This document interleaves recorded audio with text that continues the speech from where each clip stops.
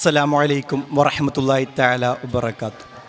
ബിസ്മില്ലാ അൽഹംദുലില്ലാ വസ്സലാത്തു വസ്സലാമു അലാ അഷ്റഫിൽ മഖ്ലൂഖീൻ വഅലാ ആലിഹി വസഹ്ബിഹി അജ്മഈൻ ബിറുല്ലാഹ് അമ്മാ ബഅദ്. ബഹുമാനവും ആദരവും നിറഞ്ഞ വിധികർത്താക്കളെ, മറ്റു എൻ്റെ മുന്നിൽ ഒരുമിച്ച് കൂടിയിരിക്കുന്ന മുത്തഅല്ലിം സുഹൃത്തുക്കളെ, ഞാൻ ഇവിടെ ചർച്ച ചെയ്യാൻ പോകുന്ന വിഷയം തീർത്തും നബി സല്ലല്ലാഹു അലൈഹി വസല്ലം തങ്ങളുടെ നീതിബോധമാണ്. ഖുർആൻ തന്നെ പറയുന്നു, വമാ അർസൽനാക ഇല്ലാ റഹ്മത്തുൽ ലിൽ ആലമീൻ. നബി സല്ലല്ലാഹു അലൈഹി വസല്ലം തങ്ങളെ ലോകത്ത് റഹ്മത്തായിട്ടല്ലാതെ ഞാൻ അയച്ചിട്ടില്ല എന്നത്. ഇതിൽ തീർത്തും നമുക്ക് മനസ്സിലാക്കാൻ സാധിക്കുന്ന കാര്യം നബി സല്ലല്ലാഹു അലൈഹി വസല്ലം തങ്ങളുടെ സാമൂഹിക നീതിയാണ്. അവിടുന്ന് നബി സല്ലല്ലാഹു അലൈഹി വസല്ലം തങ്ങൾ പറയുന്നു, എൻ്റെ മകൾ ഫാത്തിമ കട്ടാലും ഞാൻ അവളുടെ കൈ മുറിക്കുമെന്ന്. ഇത് കേവലം ഒരു വാക്കല്ല, കേവലം വെറും ഒരു പ്രസ്താവന മാത്രമല്ല. ഇത് നാം തീർത്തും നമുക്കിതിൻ്റെ ഗൗരവം അറിയുന്നത് നാം നമ്മുടെ രാജ്യത്തിലെ വിധിവിലക്കുകളൊന്ന് പരിശോധിച്ച് നോക്കണം. ഈ രാജ്യത്തിലെ വിധിവിലക്കുകൾ നമുക്കൊന്ന് പരിശോധിച്ചാൽ നമുക്ക് മനസ്സിലാകാം, ഈ രാജ്യത്ത് വല്ല കുറ്റവും രാഷ്ട്രപതിയുടെ അതുപോലെ തന്നെ ഈ രാജ്യത്തിലെ പ്രധാനമന്ത്രിയുടെയോ കുടുംബങ്ങൾ വല്ല കുറ്റങ്ങൾ ചെയ്താൽ ആ കുറ്റം ചെയ്തവരെ ഒരു നടപടിയും ഒരു ശിക്ഷയും വിധിക്കാതെ അവിടുന്ന് രാഷ്ട്രപതിക്ക് അവിടുന്ന് വെറുതെ വിടാൻ സാധിക്കും. ഈ സാഹചര്യത്തിലാണ് അവിടുന്ന് നബി സല്ലല്ലാഹു അലൈഹി വസല്ലം തങ്ങൾ പറയുന്നത്, എൻ്റെ മകൾ ഫാത്തിമ കട്ടാലും അവളുടെ കൈ നാം വെട്ടുമെന്നത്.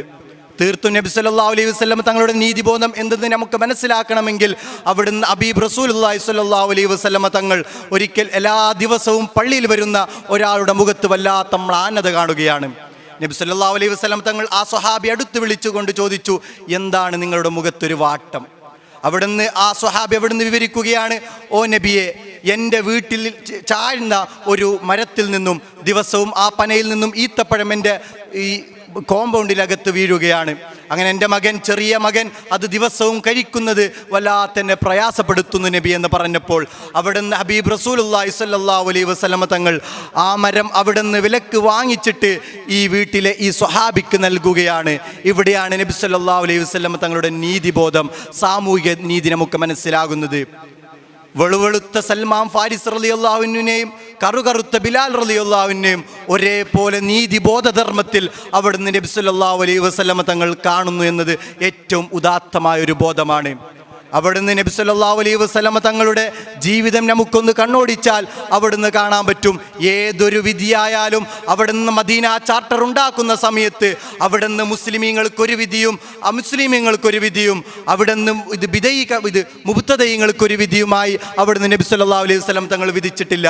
ഈ മദീന ചാർട്ടറിൻ്റെ അകത്ത് എല്ലാവർക്കും തുല്യമായ കൃത്യമായ അവകാശം അവിടുന്ന് നബി സല്ലല്ലാഹു അലൈഹി വസല്ലം തങ്ങൾ മദീന ചാർട്ടർ ഉണ്ടാക്കുന്ന വേളയിൽ അവിടുന്ന് നബി സല്ലല്ലാഹു അലൈഹി വസല്ലം നോക്കി കണ്ടിട്ടുണ്ട്.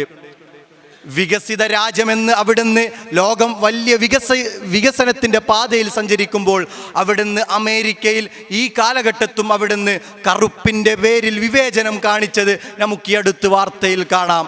കറുത്തതിൻ്റെ പേരിൽ ഒരു മനുഷ്യൻ അവിടുന്ന് ചവിട്ടി ചതക്കുമ്പോഴും അവിടുന്ന് മാധ്യമ കണ്ണുകളുടെ ഒരു നോട്ടം അവർക്കെതിരെ തിരിഞ്ഞില്ല എന്നത് യാഥാർത്ഥ്യമാണ്.